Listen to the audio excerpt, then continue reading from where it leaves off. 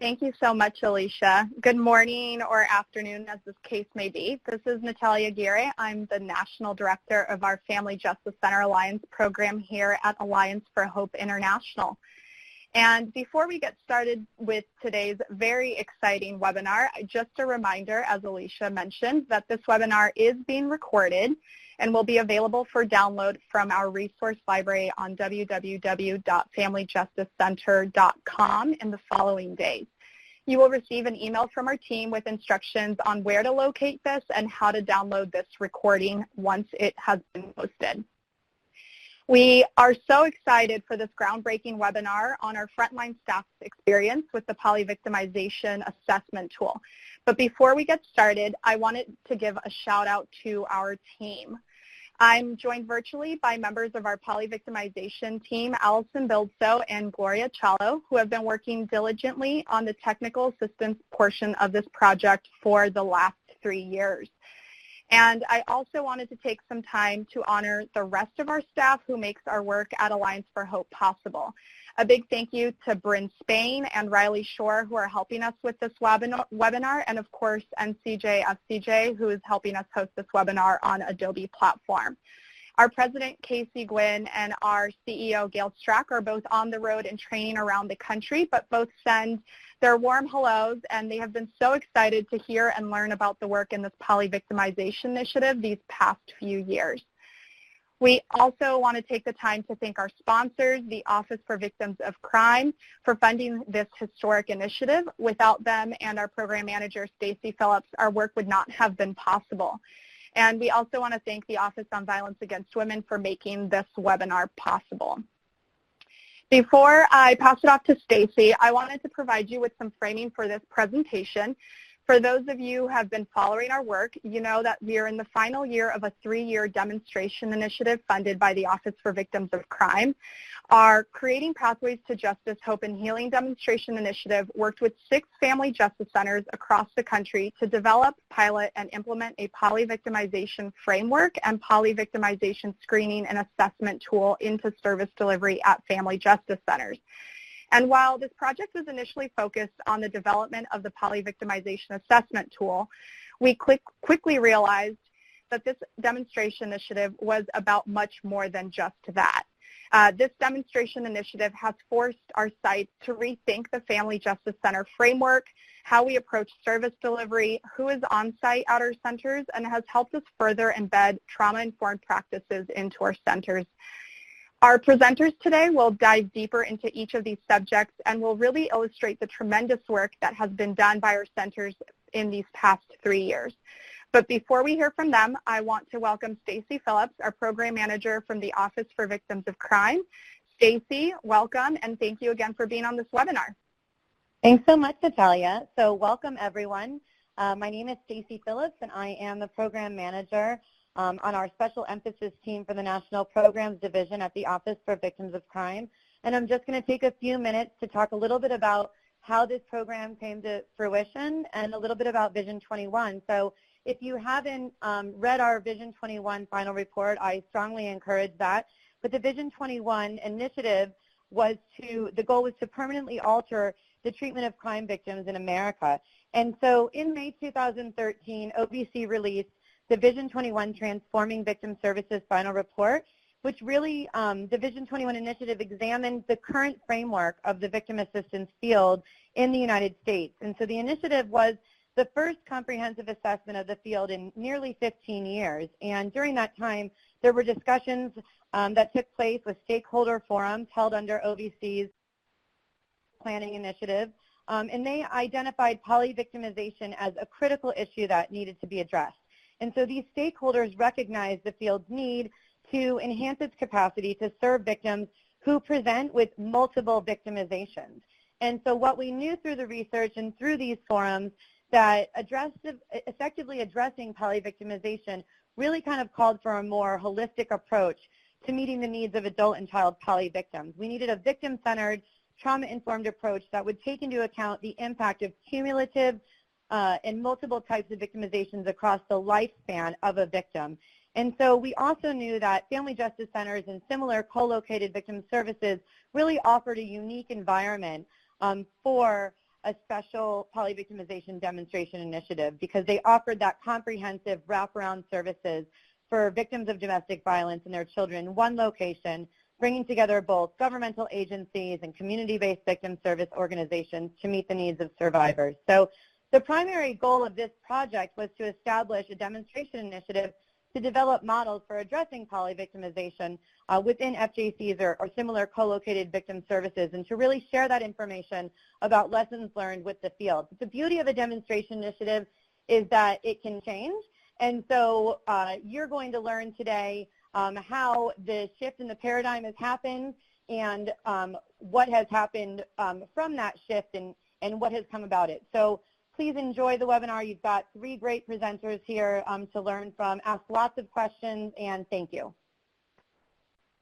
Thank you so much, Stacy. Really appreciate it.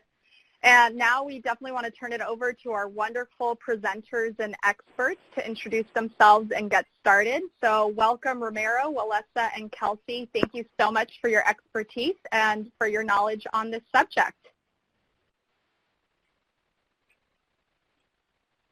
Thank you as well. Thank you. And for everyone out there, my name is Romero Davis. I did some time with the Stanislaw Family Justice Center in regards to the polyvictimization initiative, and happy to be here. And I'm Walesa Kanarek. I am a trauma recovery therapist in the trauma recovery program over here in New Orleans at the New Orleans Family Justice Center. Good morning or afternoon, everyone. My name is Kelsey Price, and I am the project coordinator for this initiative at the Family Justice Center of Sonoma County in California. Okay. So we, Romero, Kelsey, and I are very familiar with working with each other, but we also want to really extend to everyone out there right now on the webinar that even though we're all really familiar with this work, some of us are familiar with each other, that to always really acknowledge that we could be triggered during these trainings. We really want to richly talk about trauma, talk about how it comes up in our work, and that we just really want to just put a spotlight on that we can get triggered ourselves. And so it's a webinar, so you can stand up, walk around, do what you need to take care of yourself. And really sort of as this webinar goes on, we're going to really encourage how do we sit with clients and really think about the ways in which trauma comes up for clients, and then really think about how that's also coming up in ourselves. So just really trying to acknowledge what's coming up in ourselves. And then just put an affirmation out there. No one knows everything, but together we know a lot. So really just want to put out there that we all collectively have so much knowledge between us.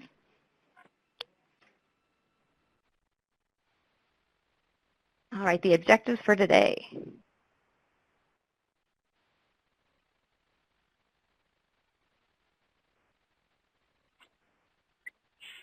Oh, you might be having some technical difficulties. Okay, Celeste, I'm going to keep going with the objectives. We're going to review polyvictimization. We're going to talk about what the tool brought up for all of our centers, which is what Kelsey, Romero, and I call the Pandora's box on difficult conversations. How we talked about and have engaged with implementation of polyvictimization tool and just the whole process in general of bringing that work on site. And then how does engaging with the polyvictimization tool, how does it look, collaborating with our partners?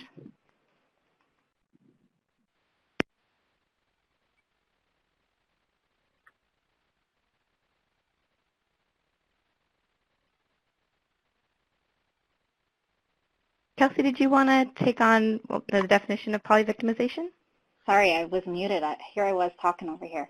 Okay. Good afternoon, everybody. So what is polyvictimization? It is a word that we have become really familiar with at our various centers, but it is a little bit different than what we originally thought it was. So polyvictimization describes multiple victimizations over multiple periods of time through an individual's life at the hand of multiple perpetrators. So this is different than chronic victimization, something that we often see in our centers, an individual who may be has been a victim of physical violence at the hands of an interpersonal partner over a long period of time. That might be something that we categorize as chronic victimization, but polyvictimization is different than that. It is looking at the intersection of different types of victimization and adverse events in an individual's life, oftentimes at the hands of multiple perpetrators. So for those of us who have been in direct service before or are familiar with direct service, these are the clients that we see that seem to have a dark cloud hanging over them, the ones that despite however much work they put in towards their healing journeys seem to continue to find themselves in these situations. You'll hear phrases often like, I feel like I'm being punished, I feel like I have a sign on my back, there's a dark cloud that's following me. And so oftentimes those individuals are experiencing polyvictimization. And there is limited research at this point in time on polyvictimization. It is primarily done with only children.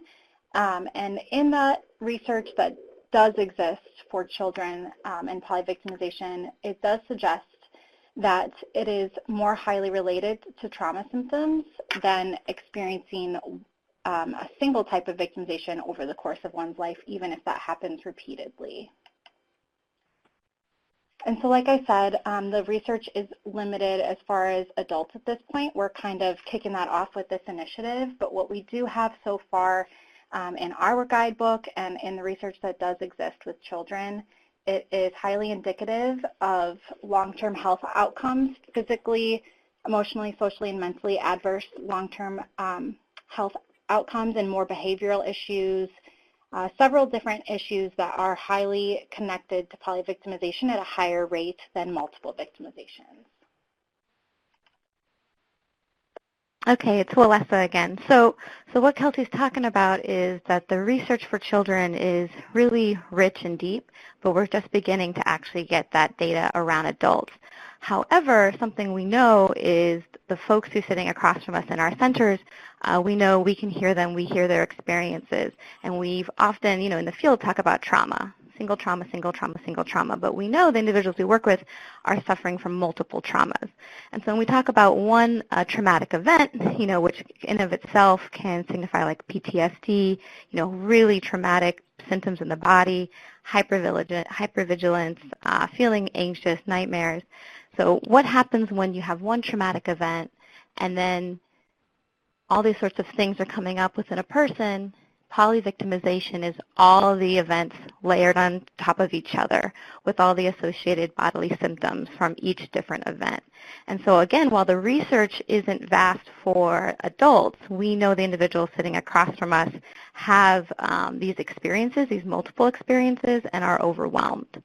And so it's really exciting, the idea of thinking of polyvictimization as not an event, but a condition that someone is living in. So always feeling threatened, also because they're consistently being attacked, so really honoring their experience.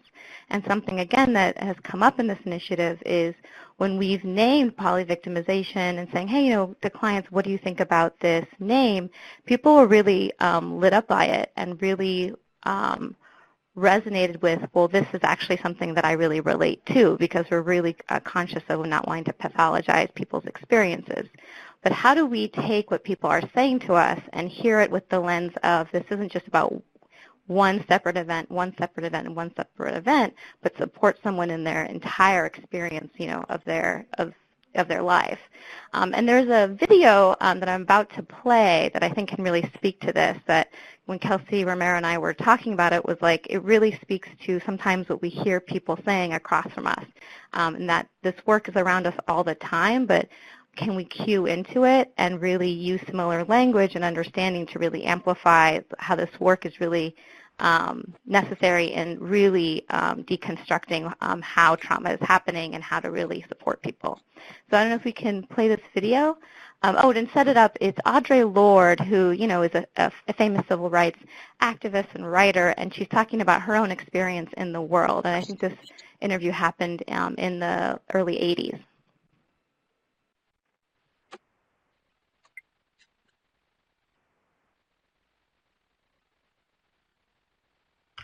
All right, so we're going to go into the video now. The audio will only play over your computer speakers. So if you're listening over the phone, please turn down your phone and turn up your computer speakers for the duration of the video. Thank you. A lot of stuff goes on, and a lot of the things that happen to young people, to children, young people, that makes us, I know a lot of things that happened to me when I was younger that made me feel crazy all the time, had a lot to do with what was going on around me that didn't even belong to me, but had to do with my picking up the things that just weren't ever being said, but were being They were felt. never acknowledged. Yes, they were never acknowledged, but here these people, it's like the persona, but the personas were actual, tangible, when you feel them, and they assault you like ghosts constantly. But when you proceed to act on what is actually occurring, Then they tell you you're either crazy, perverted, drunk, or weird.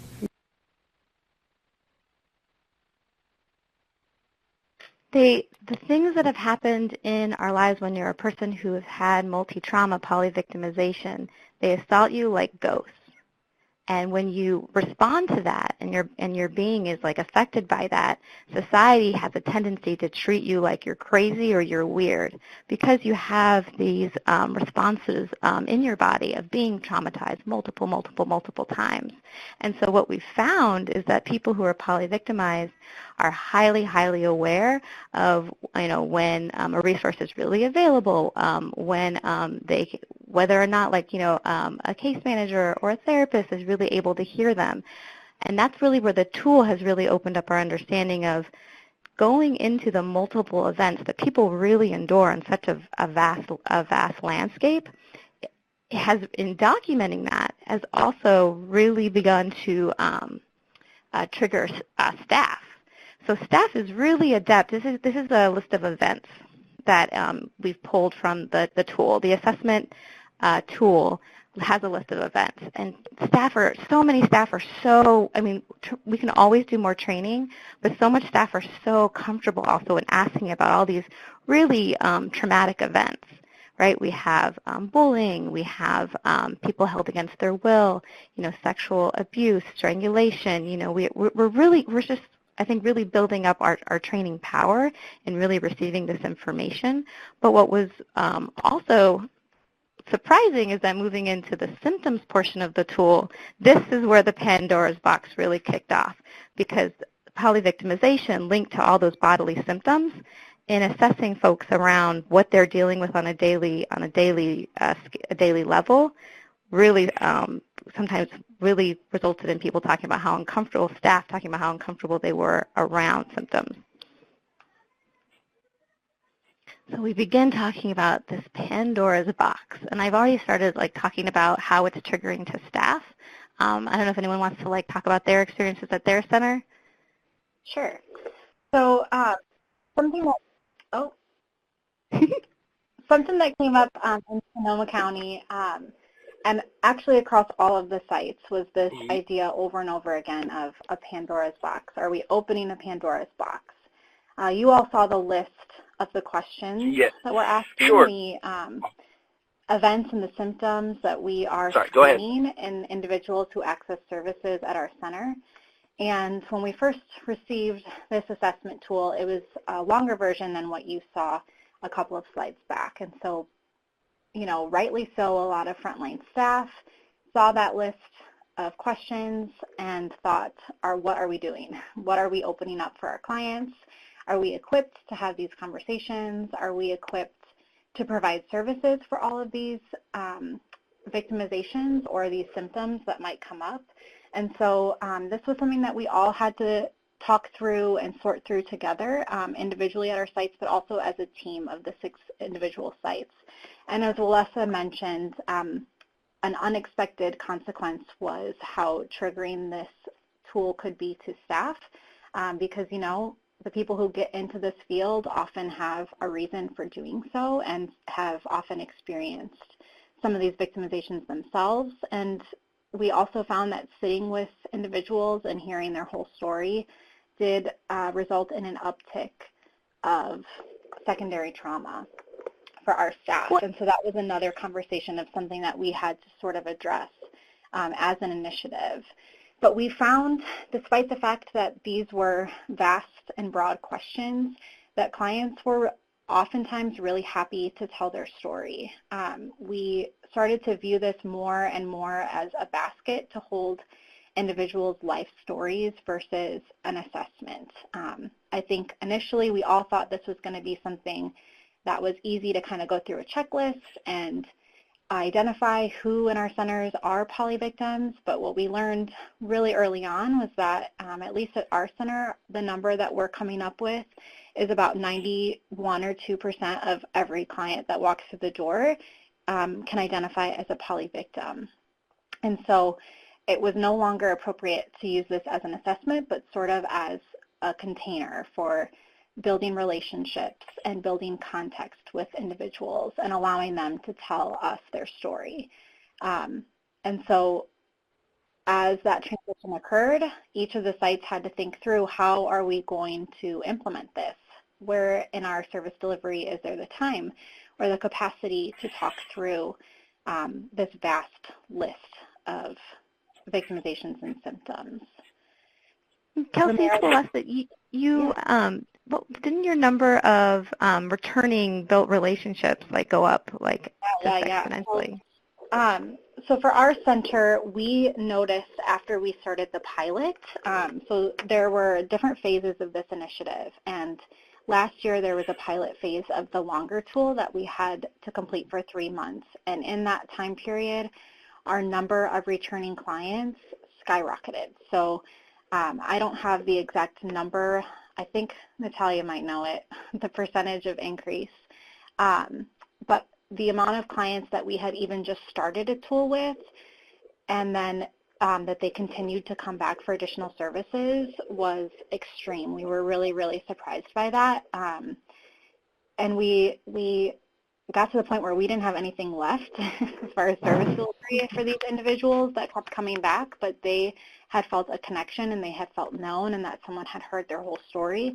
And we had new eyes to see these individuals after learning more and more about what they had gone through. And so that was another piece that kind of felt like the Pandora's box, because we did not have the capacity and put in place for the staffing for how many people were coming back to receive services, but we have continued to adapt our model and change as a result of this initiative, and creating more of those long-term relationships. And then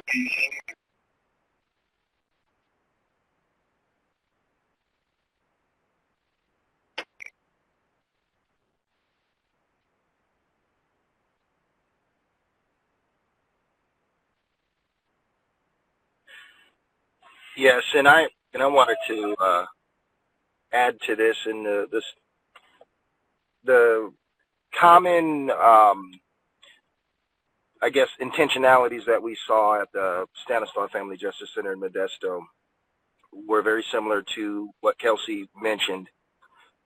We had an uptick in adult return services, and through that, this allows you a moment to kind of check yourself in some of your implicit biases. We had a situation where we had a gentleman come in, and he wasn't our typical client. Obviously, the clients that probably most of us see in victims and survivors are females, and this gentleman came in and he was loud, and he was angry, and he was upset, and he had been dealing with a lot in the courts. So immediately I was called down, and this was a larger gentleman.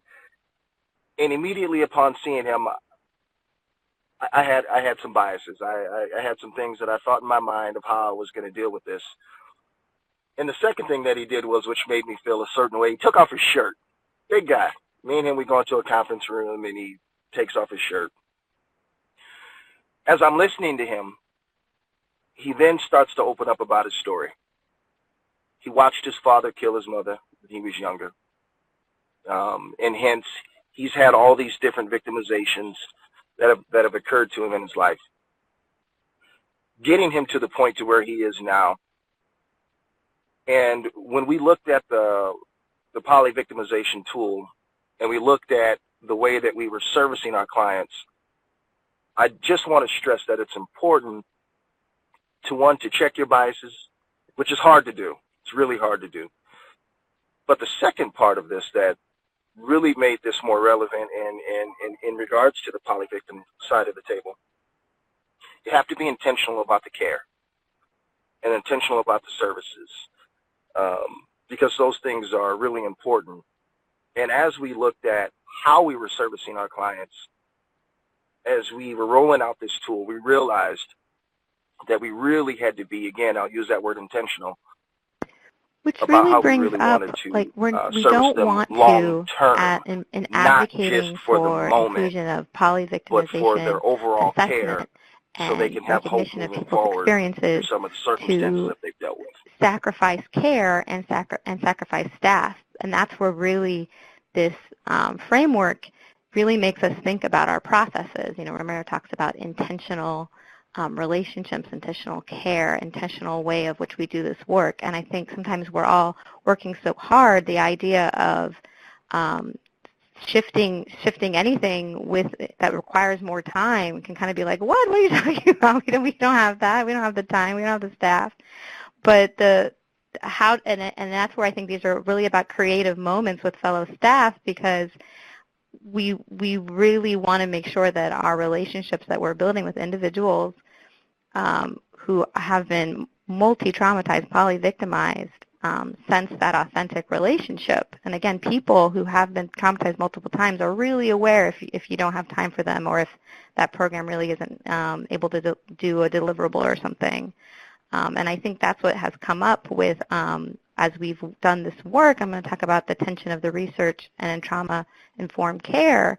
And I'm really thankful to our entire initiative's sort of process, which is, how do we have this difficult conversation? How do we sit with clients and talk with them about this issue, poly-victimization, and do they connect with it in a way that's not rushed and just about getting numbers so that we can deliver quality research? I don't know if anyone else wants to speak to that, but delivering numbers and delivering trauma-informed care that builds an intentional relationship sometimes are very much at odds with each other. Well, we experienced, even aside from the research piece, I mean, we felt a pressure from ourselves. This was not as a result of the initiative, that we needed to hit certain numbers and get the right information from individuals. Yeah. And I think that was part of why so many of our staff started to feel that burnout. And we, in our focus groups after doing the pilot, we heard from clients that they wanted to take their time with it, that they were okay with this being a several session sort of ongoing conversation. That's something that didn't need to feel that it was something that needed to be completed. And so that's something that we really appreciated through this initiative, that definition of complete changed. So there was a transition where we realized as a group that research and trauma-informed care can be at odds sometimes, and so there was this transition towards using the tool more and more as a basket for asking conversations and holding people's stories. And this led to staff feeling less of their own sort of self-imposed pressure and an ability to actually get to know clients at a level and speed that the clients are really comfortable, but also that the staff is really comfortable, because we also found that the more comfortable that the staff were asking some of these difficult questions, that clients in return felt just as comfortable despite the hard subject matter. Mm-hmm. Yeah, and I think that's such an important thing to highlight, is that the pressure was self-imposed from within on staff, and that it wasn't actually necessarily coming from the initiative or yourself. It was yourself as a supervisor, but it's really sometimes we just put so much pressure on ourselves. Yeah. And sometimes trauma-informed care can can unfortunately get to a place where, are we addressing issues? And it's not meant to be a way to sort of turn down the investigation, but really be open to hearing anything that people have to say. And we know that people have been through so much, and just really being open to that.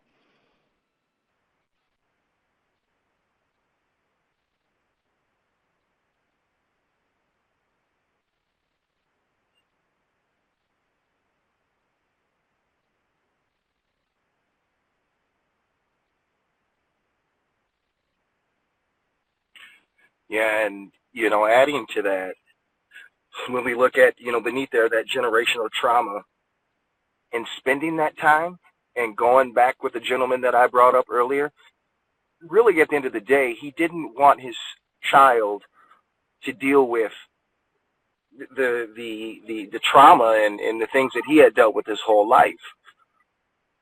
So, in talking to our clients in the same way, and really taking that time, and again, I'll keep saying that word intentional, but being intentional about listening to them and hearing them, I knew at that time that he wasn't there screaming and yelling because he was quite upset. He was really wanting to find a way to take care of his daughter and to keep her safe, and he didn't know how to do that. And I think with the poly tool, as we went through this stuff, how introducing the tool, we started to see that we had to take our time, really had to take our time, and give them that space to unpack all the trauma and everything else and all the things that they've dealt with.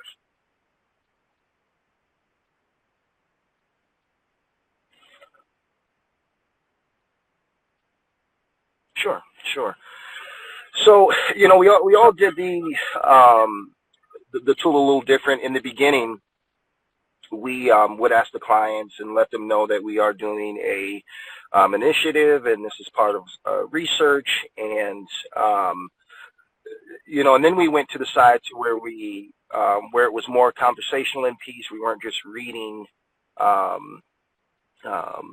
questions all the way down the line, and as you see here, it was a checklist that we'll also talk about. It's attractive.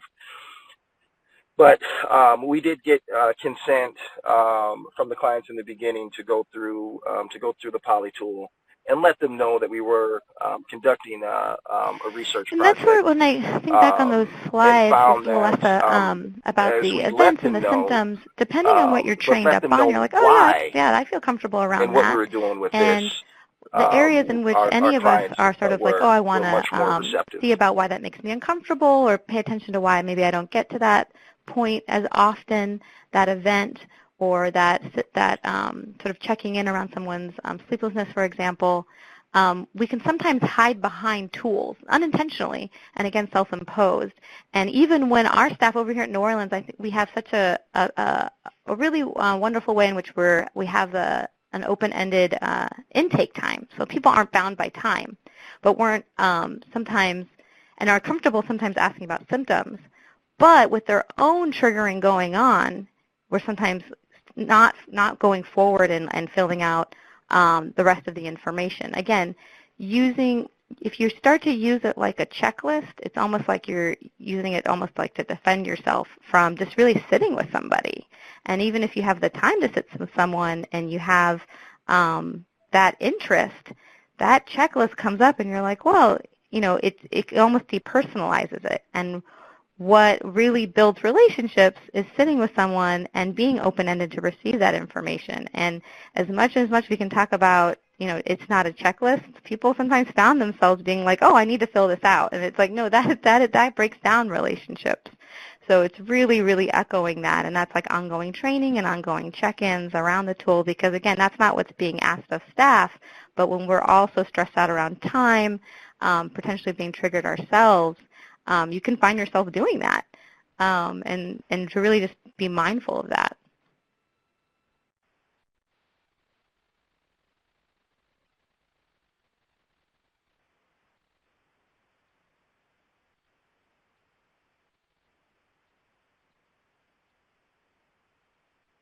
Yeah. Yeah.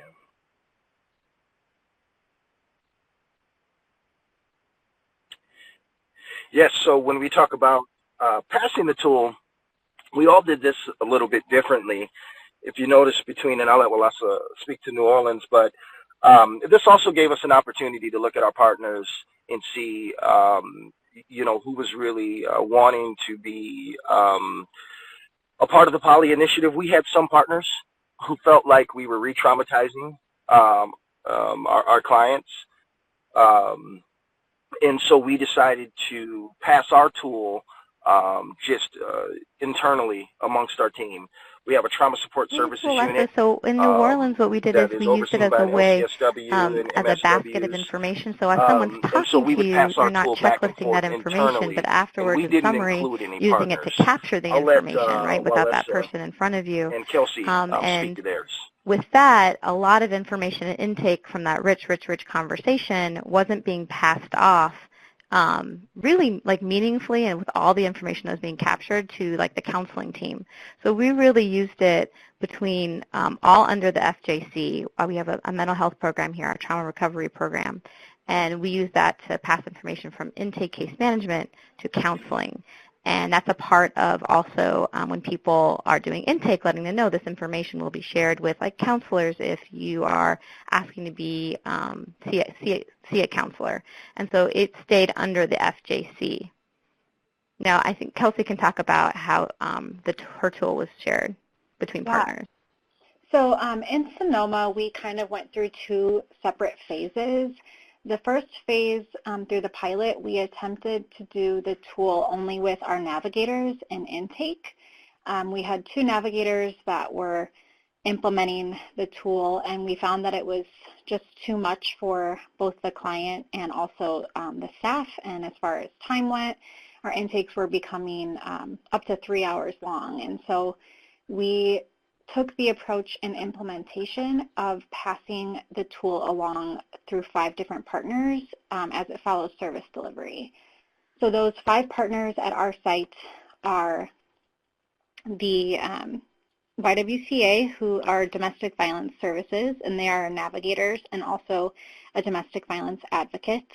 Verity, who does our sexual assault services. Legal aid, so we have a legal aid attorney on our team. Council on Aging and Elder Abuse Advocate, and Catholic Charities, which is an immigration advocate. And so those 5 agencies went through the training, and we also went through an entire process of determining their level of privilege and confidentiality, because we know that that is really tricky with this sort of work. And so we have a tool that it lives in a folder that follows service delivery. Once an individual consents to doing the tool in intake, potentially with one of the navigators, the navigator will explain the 5 different partners and whether or not, the different levels of privilege and confidentiality that each of those agencies have. And then if the tool is going to continue to follow the service delivery, we ask consent with every new partner. So, for example, say that someone is here for a restraining order and they are also someone that would like to apply for a U visa. These individuals would come in, maybe the tool would be started with a navigator after being screened in, and we'll talk about our screeners in just a few moments. And then the navigator might start a tool with an individual and explain what it is, what we are trying to capture, and also the various partners that that individual is going to receive services from. And with their consent, the tool will be passed along to the various agencies. And we chose this not only for the staff's sake, but for clients being able to continue to have service delivery coming first. We didn't want to impede service delivery, especially due to the time constraints that many of our clients are under. And so the tool will follow them through those various agencies. And every time that an individual from one of those agencies does come in with the client and begins their service delivery and also broaching the subject of the tool, they explain again their level of consent and privilege, and also ask the clients if they're still comfortable continuing on with the tool. So we try to minimize as much of that power dynamic as we can by asking with every single new partner if the individual continues to feel comfortable filling out the tool. So we do it a little bit different here. And it looks like we are wanting to talk about, based on questions, how we screen in for the tool. So each site does it a little bit differently, but it is not done with every single client. Each of our sites has a screener, and we'll go into depth a little bit more about that shortly. But this is not something that is done with every single client. We don't start it with anyone in crisis. We are continuing to be as trauma-informed as we can. And this is not something that is appropriate to begin with an individual that is going through crisis. We might gather information based on like a danger assessment or our usual intake and fill that out retrospectively with the tool. But it is not something that we start with every single individual. And should we wait on that? And I changed the slide because I thought it segued so great, Kelsey, to what you're talking about, which is how do you know when to use your screener at your site? How do you know, like, when, you're talking about assessment, in the now, in the moment. It made me think about the different ways our sites did training around this. Yeah, so obviously this was a big undertaking. Training staff that are used to sort of the crisis stabilization, we kind of saw ourselves as an emergency room as a family justice center, having folks come in and dealing with the immediate crisis, kind of stabilizing out what's going on, helping lay the groundwork for maybe a few next steps, but that was kind of the end of our relationship with individuals. And so we had to begin to shape our framework a little bit differently, and that was part of our training process, and I think all the sites went through that. We had ongoing training with the Alliance, several different calls. I know something for our center that was really impactful were performing mock interviews. We did that with the Alliance for Hope folks, and that was a little bit intimidating at the beginning. But we continued that at our center, trying to make individuals who are implementing the tool feel really, really comfortable with the questions. There were different train the trainers that Alliance for Hope put on around trauma-informed care. And then every site went about ongoing training a little bit differently. At our site, we listened to all the webinars that we could possibly find on Alliance for Hope's website and resource library, particularly one about transforming our intake. I would recommend that everyone watches that who is interested in kind of implementing this different framework, which was really impactful for us in learning how to shift that mindset that intake had to be a 30-minute in and out gathering, like a needs assessment, but transforming it to more and more of a relationship building environment. Also at our site, we have weekly meetings with our staff that are implementing the tool, that we continue to have ongoing training based on whatever needs they are identifying throughout the process, because we're all learning as we go on this initiative. Yeah, I mean, so again, New Orleans has open-ended intakes. We can be 3 hours, 5 hours if necessary, if that's what the client is needing in that moment.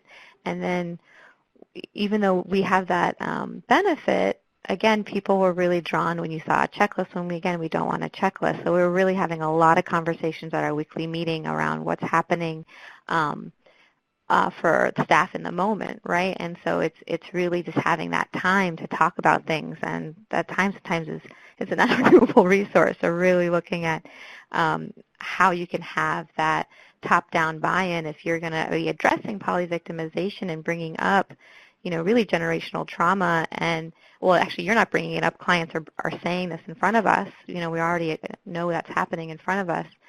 How do we hear that? And so I think that training around how do we sit with things and how we're effective is just so critical, so that staff is supported and not triggered without supports.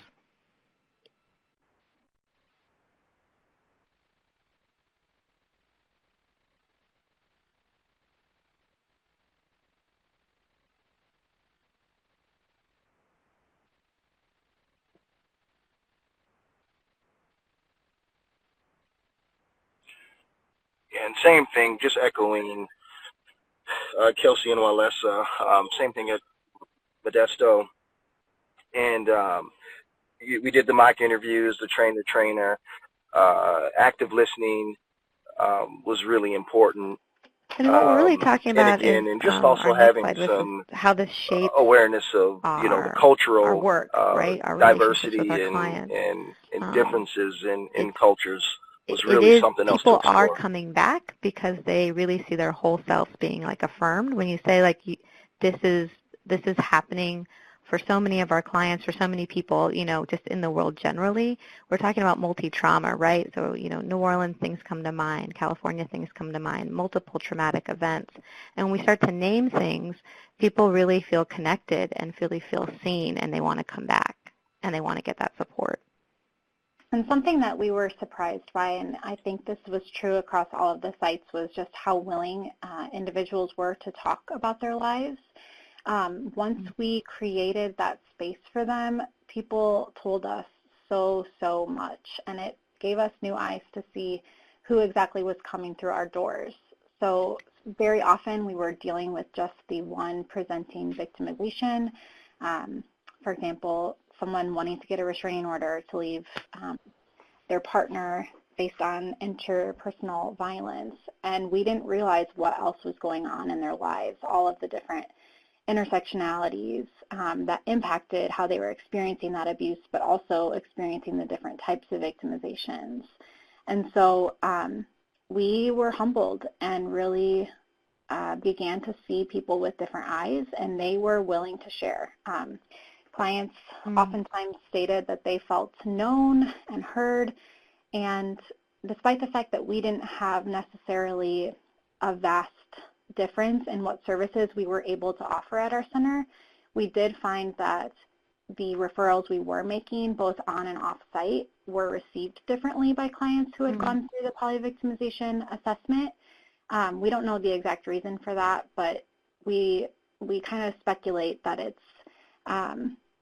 because they have started to identify and connect the dots of what's happened in their lives and how all of these seemingly irrelated events or symptoms actually are related, and that they're not crazy for the way that they're feeling, that it's extremely normal. It's a normal reaction to an abnormal situation. And so clients that were referred to counseling before might have kind of been wobbling on the fence of whether or not they were going to move forward, but we found those that we referred to counseling or different offsite referrals that had gone through the polyvictimization assessment were engaged in a different way. So that's been really, really interesting.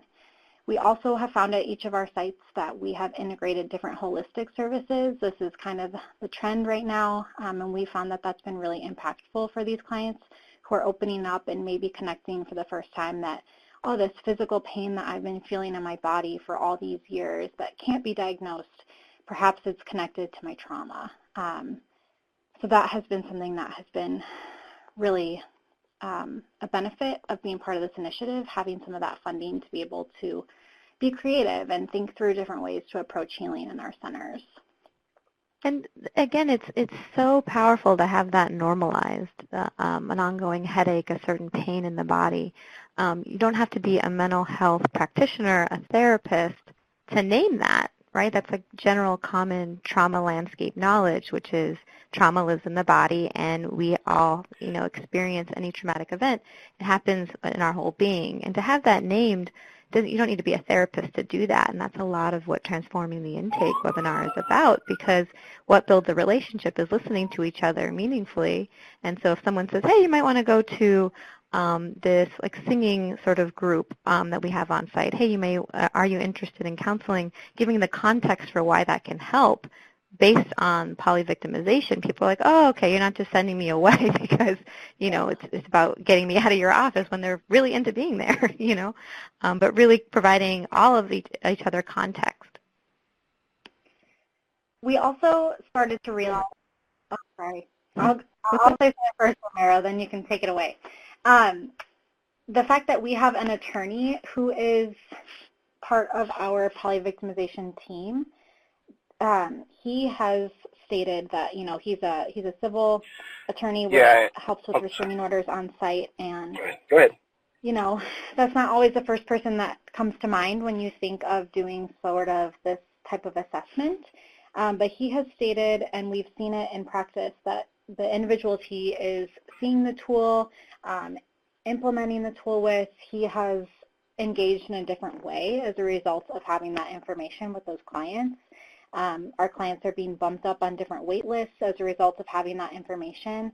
And so we have realized that on our end, it does impact our service delivery and our advocacy based on the fact that we know so much more about what is actually going on with an individual. Mm.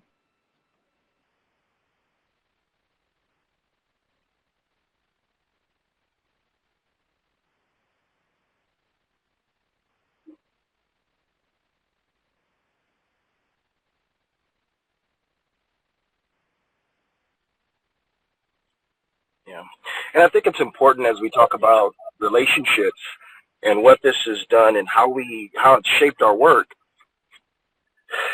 Externally, it changes the relationships, but internally, it also changed relationships with how you deal with your staff, of talking to them about the vicarious trauma and what they're hearing and how they're dealing with things.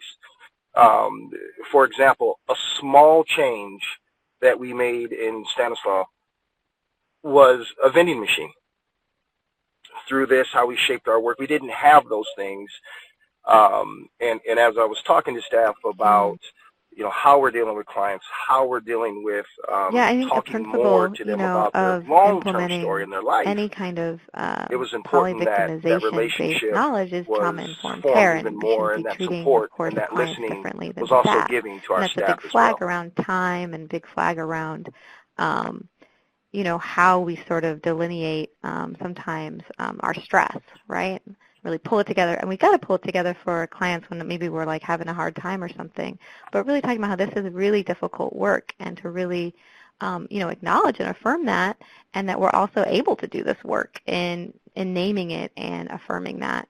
I just think it's really powerful to really encourage staff to do that. And when you mean it, you know, people know it.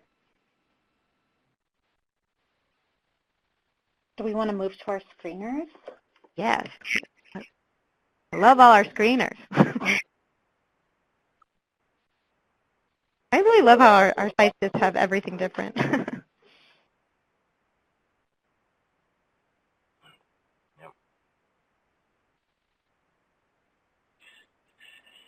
Yes.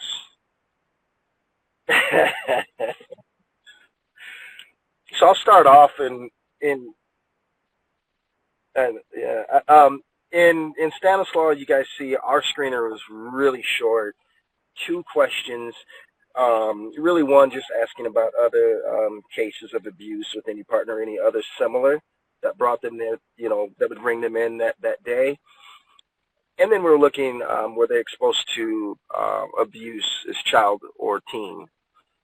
Again, it doesn't change necessarily how we care or how we provide our services, nor does it take priority over the immediate issue. So but this New was Orleans. a way to help us lead into the tool. We know we were talking about people opting in. We are, so essentially, not essentially, every single client going in through our intake process is now asked this question. Yeah, you can go. I went over it too. And we, as New Orleans, want to know the answer to this question. It's a screener for polyvictimization. What they're opting in for is whether or not that data is sent to the Alliance. Because again, we don't have a lot of data around the adult experience, and we want to be a part of really, you know, advocating for this is happening. We know this is happening. We want to be a part of those numbers. But we are asking this of every client, and again, the consent when they're identifying information is never shared. But what they are consenting to is that their numbers are shared. But we think it's really important in communicating with the screener to our clients is a psychoeducation piece, that it's really common, unfortunately, for people of abuse to have experienced multiple traumas, and that's a part of difficulty in sort of how to, you know, access and advocate support for yourself. And so this is information for staff that's also been shared with clients, which is one of the things we've learned from our clients is they've been hurt or abused at other times over the course of their life. is this something you identify with? And then the person says, yes, no, I don't know, anything is their experience. And then our response isn't necessarily trying to refer them anywhere into the program or trying to externally refer them out. It is a real direct affirmation, which is, here at the FJC, we want to support you as a whole person in your healing process. This is a space we're trying to create that you feel comfortable to talk about your life. And so, again, we believe that's an education piece, and it's a way of gathering information of, have they been multiple abused, in a way that's like conversational. And of course, this has changed a little bit by each staff person to make it, again, like their own, but with still keeping a core message of it is someone saying, yes, no, I don't know. That is New Orleans.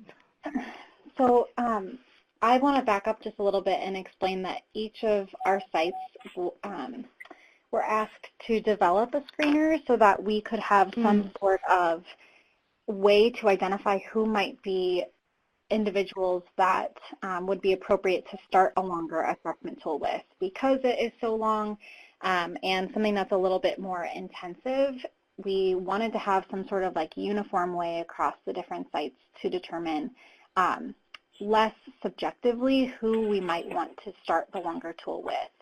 So that is kind of our purpose for having all of these screeners. And just because someone screens in does not mean that they then will have the longer assessment done with them. We continue to ask, and like we said earlier, we do not put this into the hands of any individuals who are experiencing crisis. So many folks screen in, and if it doesn't seem like an appropriate fit or something that they're uncomfortable kind of broaching for that day, then we don't touch the longer assessment tool. So for our site, for Sonoma, I've got a slide of ours a little bit larger. We have this as part of our intake packet. So any individual who comes to our center will have this as the second page of that intake that, captures demographics and all of that sort of fun stuff. And you'll see on there that we try to be clear that none of the information that is provided will be reported to law enforcement or child protective agencies, and that individuals can answer all of those questions, some of those questions, or none of those questions, and it will not impede their service delivery. So we have, like I said, this is completely optional, but we have found that most of our individuals who are accessing services are filling this screener out. We have had probably 400 so far that have been completed, and we have a couple of different criteria. So the first criteria is if any person has answered yes to 4 or more of these questions. So you'll see the questions are, have you ever experienced any physical harm or assault? Have you ever experienced any type of emotional or verbal abuse? Have you ever experienced any natural or man-made disasters? Have you ever experienced any type of sexual abuse? Have you ever felt threatened? Have you ever experienced long-term loss of someone close to you? And have you ever experienced any financial difficulties? So our researchers developed this based on what our pilot information had, that we felt that this best captured victimization at our center. So an individual can screen in by answering yes to 4 or more of those questions.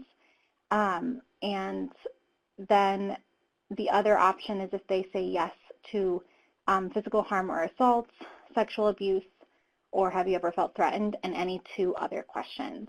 So we have found that with that screening criteria, 91% of our individuals are screening in. And that's after changing it to be a little bit more of an intense screener. So we're finding that pretty much everybody who's walking through our doors is, in fact, a poly victim. So that's how we have approached it in Sonoma. And it's Celeste, if I can just sort of name before we start talking about, or I guess it's a part of the conversation of how does this look with our partners. This is the idea of the poly victimization assessment tool is, again, that, like Kelsey was saying, it's a basket to place all of the information that you are receiving from like your intake point of contact. And so again, you're not using it like a checklist. It's very attractive, but we're not using it like a checklist. But it's really a place to really track and keep a lot of information. And so it's a part of your intake process. I know during one of the questions I can see someone had asked about, mandated reporting. A part of an intake process is talking about general confidentiality, and that mandated reporting is a part of that process. And so it's not about at all being not transparent or thorough with folks, but being really clear about how this is always a part of your general process, and what is a part of someone coming to your center. What are the benefits? What are potential risks of disclosure? And that we really want people to feel candid and free, and we want to make sure everyone's safe. And so I think it's where it's really does the practice sometimes get in tension with maybe our training around or processes around talking about confidentiality at intake. There's a lot of different things going on in that intake period. And that's why at New Orleans, we want to use this more with our partners, but we really kept it localized under the FJC with our counseling team and our case managers, and are looking at building it out with our outside the FJC partners. But what we've really built up with partners is training around polyvictimization, because, when Kelsey's talking about this really great legal partner, it makes me think of a legal partner we have over here who I've really seen transformed by just the way we talk about, again, context to people's lives and just really advocating for that training. I think it can really be opening. But this very bizarre picture, I don't know if anyone wants to segue on what I'm talking about before I talk about this very bizarre dog in front of us, but Kelsey or Romero, you want to talk about anything? I don't know, I just didn't want to jump in just yet.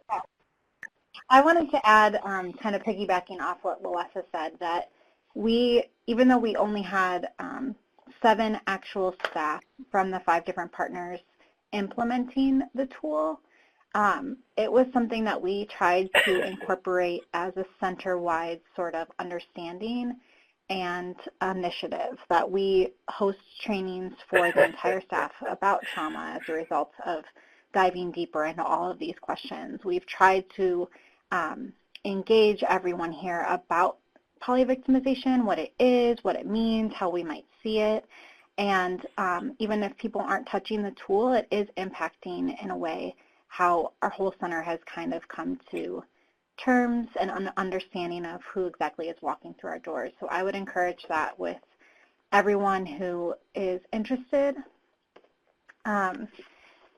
in implementing something along these lines, of having it be like an ongoing open conversation with each of your partners and all of the staff, because it is something that will, I think, increase even how you work together, understanding what you all are learning about your individuals. Yeah, yep. Oh.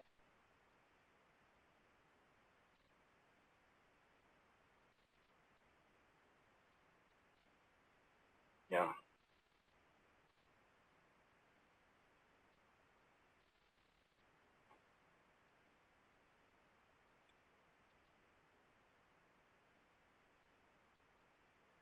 Yeah, and I'll echo that. I think it's really important to have that conversation with partners, because the understanding from the beginning of the initiative changed, through year 3, from year 1 to year 3.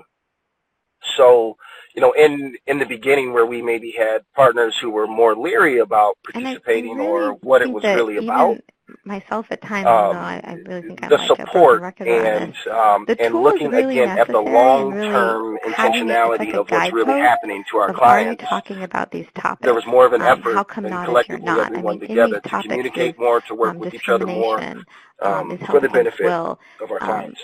So many layers of experience in which people can be traumatized. And so that is really important as like a really important anchor. But like Kelsey said, you don't need the tool to generally talk about what is polyvictimization, how can we train up staff around recognizing what's in front of us.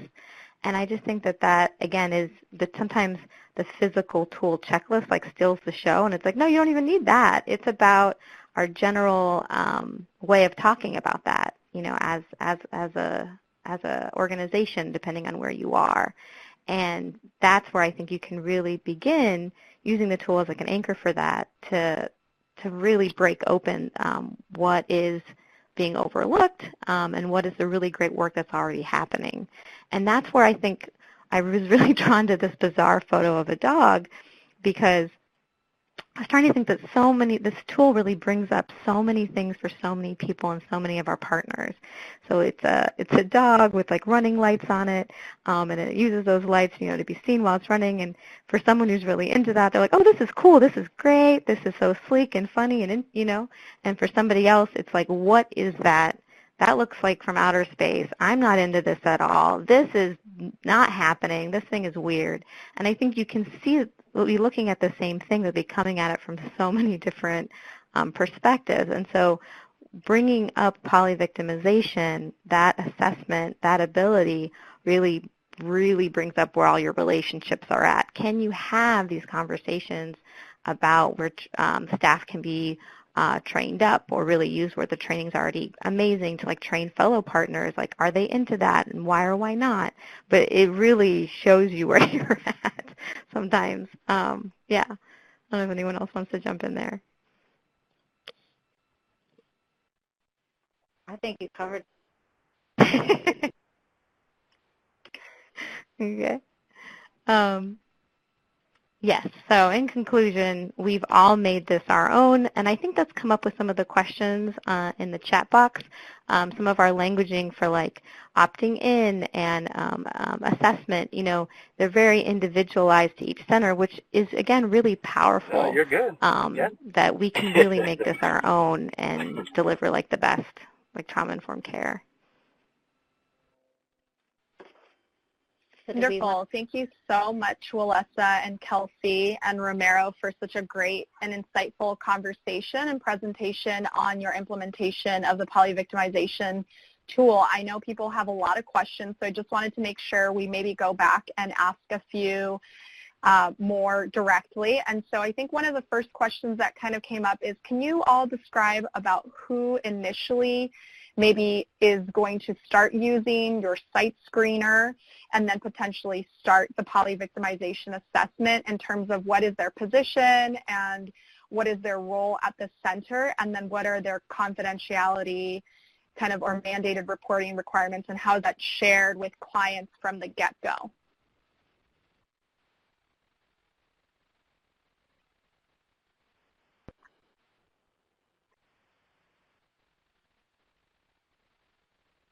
So in New Orleans, we have the people utilizing the tool is case management and counselors. And so we have, that's our intake coordinators, and they also end up doing long-term case management, usually with the person that they did intake with. That's like majority of the time. And then that is passed off to counselors.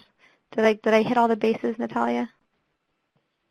Yes, and so for you, all of your counselor or all of the case managers have privilege, and you guys kind of talked about consent and what information sharing would look like from the beginning. Is that right? Yes. So every single intake is we talk about consent, and then what we want is meaningful consent. So sometimes people come in, of course, and they're activated in crisis. So when they come back, we often are asking folks for consent again, and specifically in the counseling, when people come in through intake case management and get referred to counseling. In counseling, we review again at length confidentiality. Not only is it because it's a different role, we want to make sure, again, people are able to meaningfully consent. Wonderful. And then for the tool itself, I'm wondering if you can talk a little bit about, does the screener get completed with everyone, and then do people kind of opt into the longer assessment, or what does that look like for New Orleans? And then I'll ask the same questions of the other sites. So because New Orleans, we are starting the tool with everyone. What consent is whether or not that data is shared, because we want people to be consensual, of course, of whether their information is shared. But we are using it as a way to communicate between teams what happens at intake to the counseling staff so that people aren't repeating themselves, right? So it's a way to really carry their story. So we're not asking, because people often sit across from me as a counselor and go, did anyone tell you what was going on with my case? Like, do I need to repeat myself? And we want to hear, of course, from people themselves what's going on, but we have intake for a reason. And so what we do is we have a paper document that intake has, and then counselors go over and get that once we schedule an appointment, or it lives with the case manager while they do case management.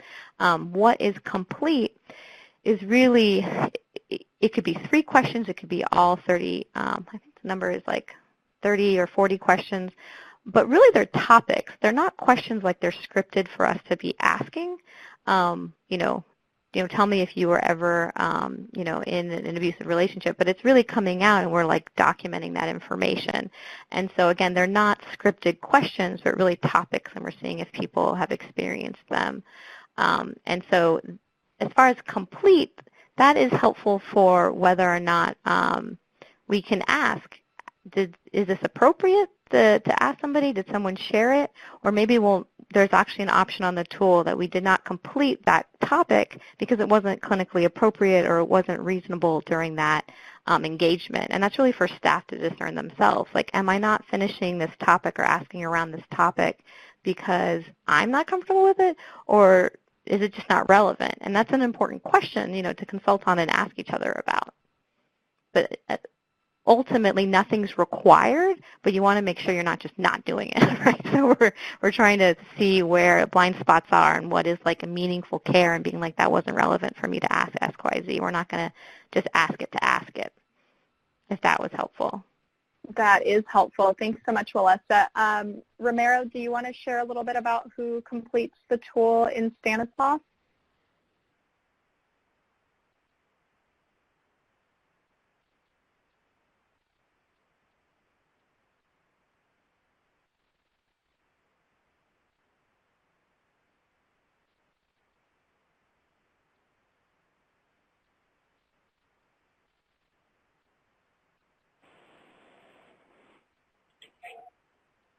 Sure. Very similar to New Orleans. Our case managers would start and complete the tool. During intake, when the client comes in, that's when consent is captured. Typically, again, for everyone, we may not get to that assessment tool in their first visit. Again, that's not the priority. Do you want to talk a little bit about your process? But once we get there, and as we as I had said, start the tool and complete the tool, typically it'll be the case managers who will start and complete it, clients have or it will be to decide whether our mental health clinicians clinicians on our trauma support services and then team our navigators who will complete when they perform an intake. So those are the first staff that see everyone who comes through the door. They will check out the screener, see if an individual screens in or not, so might be eligible to move forward with a longer tool. And then those navigators, in sort of their assessment of their intake, kind of talking with each of the clients about what brings them in and kind of what space they're in, they might determine that this is somebody who is not only willing but in a good position to have that conversation, and the navigators will bring it up. So they'll explain what the tool is, what we're trying to capture with it, and how it will lead to additional services being offered at our center. So there are some services we've begun, some of those holistic things that individuals who start a tool with are the only people who are able to access those services. So we talk about kind of all of that and our vision for trying to know people a little bit more fully. And then also the data sharing information. So the navigators go over their level of privilege, mandated reporting status, confidentiality, all of that, and then what we're trying to capture. And then an individual signs off with their confidentiality and release some information form that they're willing to share their information and have that documented on the tool. So it will start with the navigators, but if an individual consents, it will follow them to those 5 different partner agencies who then will continue to use the tool. And as I said earlier, each of those agencies asks for consent for each new individual that comes in to see a client so that they're able to continue to say that they're interested and willing to complete the assessment. Perfect. Thank you. Another question that kind of came up that I would love for you all to address is what the benefits have been of the tool, the screener, and the assessment for the client, and then how you have used that in an empowerment framework. So what has that looked like for any one of you all? Does anyone want to jump in about that?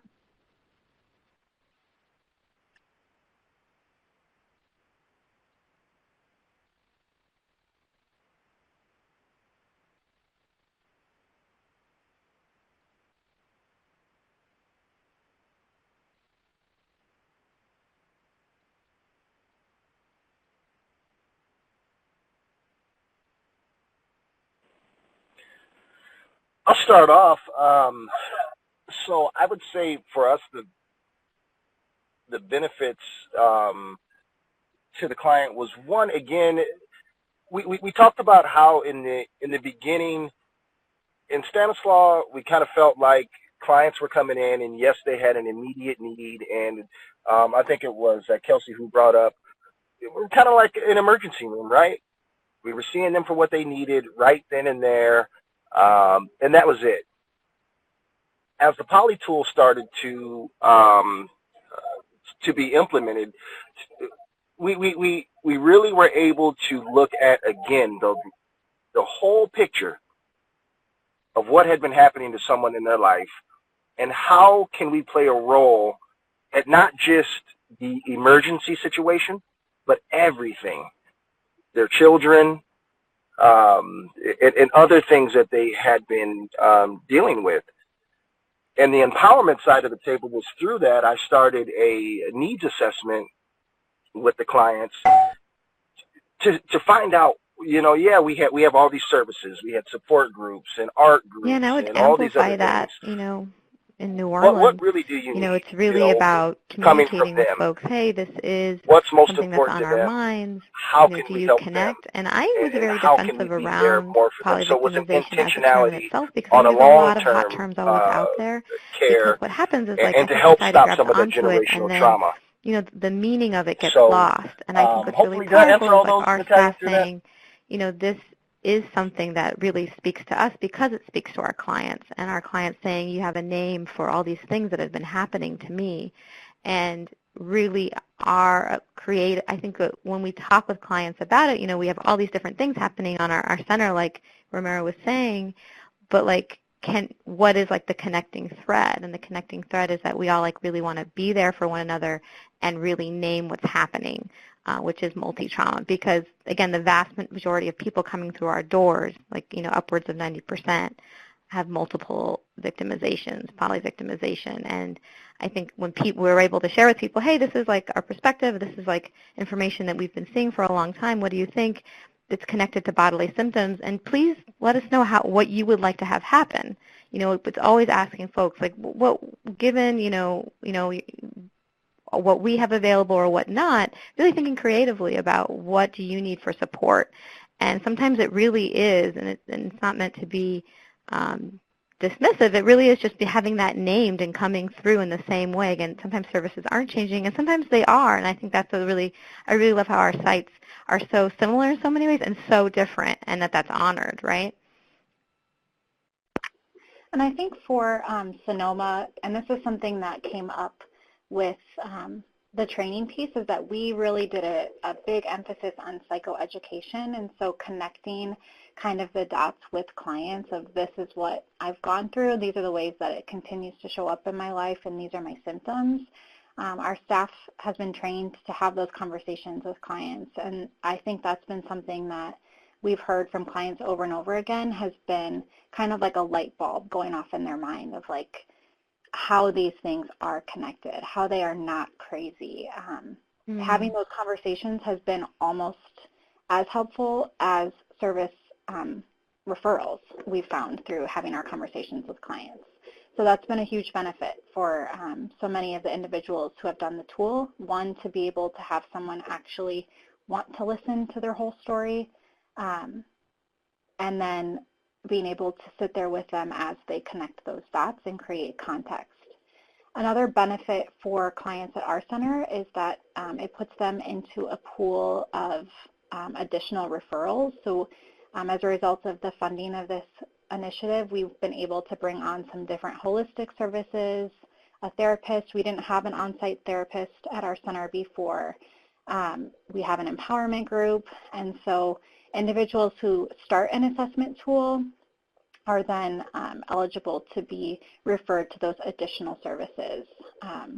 So that is another benefit for them of participating in this initiative.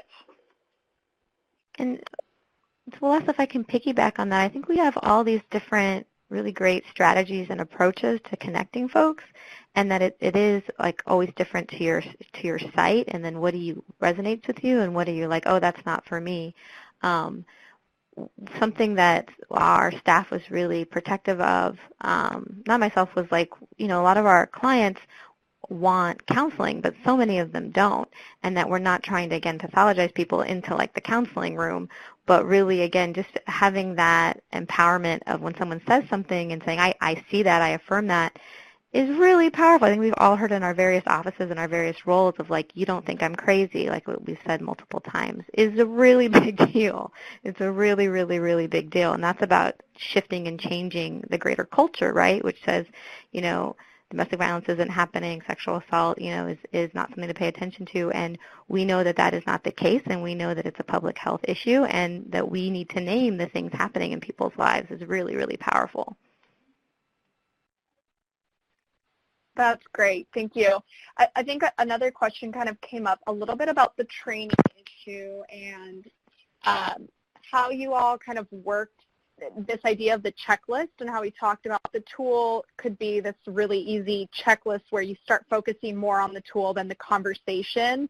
And you all talked a little bit about how the tool really became a basket for conversations that were already naturally occurring in your intakes. But how did you all kind of make that shift into not making it a checklist, but still retaining kind of important information without going down the list every time you looked at the tool?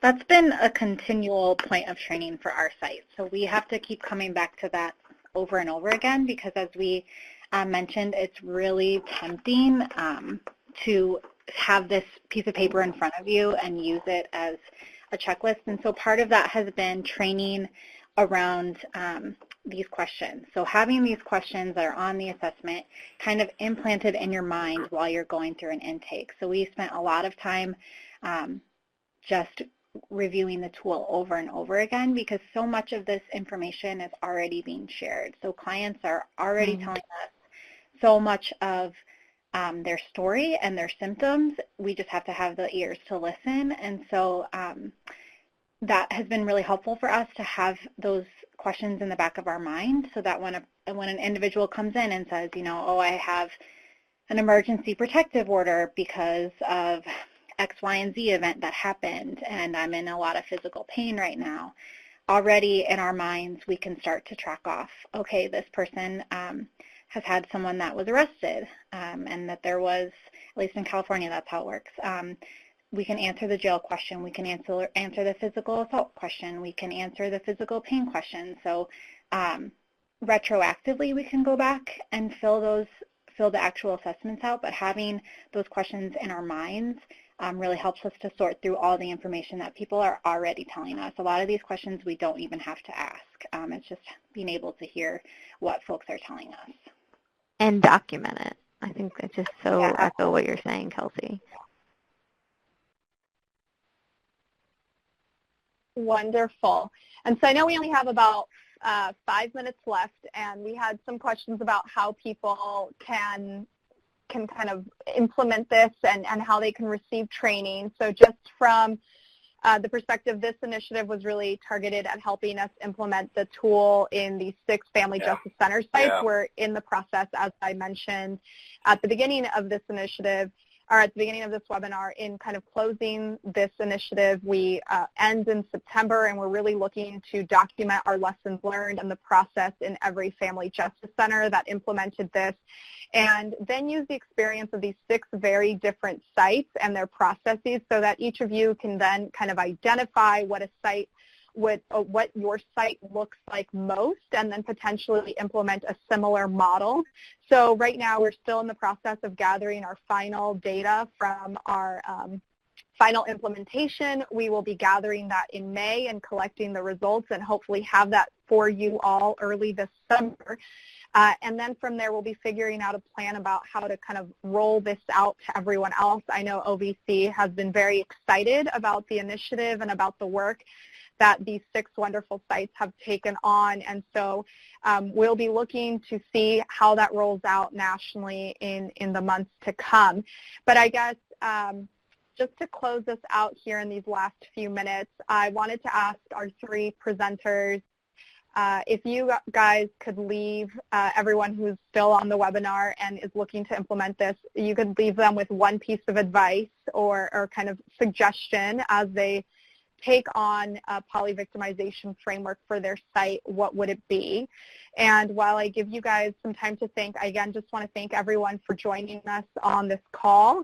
And Walesa, Romero, and Kelsey, thank you so much for your presentation and for sharing your knowledge and wisdom. You have all truly become experts in this topic the last few years, and we're so excited to see and spotlight all of the work that your centers are doing through this initiative. So thank you all for your time. And then if you all want to just close us out with some thoughts about how others can move forward implementing the polyvictimization framework. Hey, it's Walesa. I just want to thank everyone on this call, and specifically the Alliance and OVC. And I guess my one go-to would be ongoing face-to-face time, either meetings or consultations around the polyvictimization training. It's not something that happens once, but it really is bringing in that information culturally and that it be shared with staff. I would say that, oh, go ahead. No. Okay. My piece of advice would be starting these conversations early. So not jumping into just implementing this list of questions to ask, or even feeling like you need to have this assessment to start. I would be starting those conversations with your staff, with your partners. Sorry, Kelsey. You want to go ahead? Go, Kelsey. What information we are currently gathering and the best ways that we can show up for clients. Thinking through secondary trauma before you jump into something like this. So really beginning that training and conversation early on before just jumping right into implementing an assessment, because there's so much that can be covered and thought of beforehand before really just, I don't know, we wish we would have started those conversations earlier.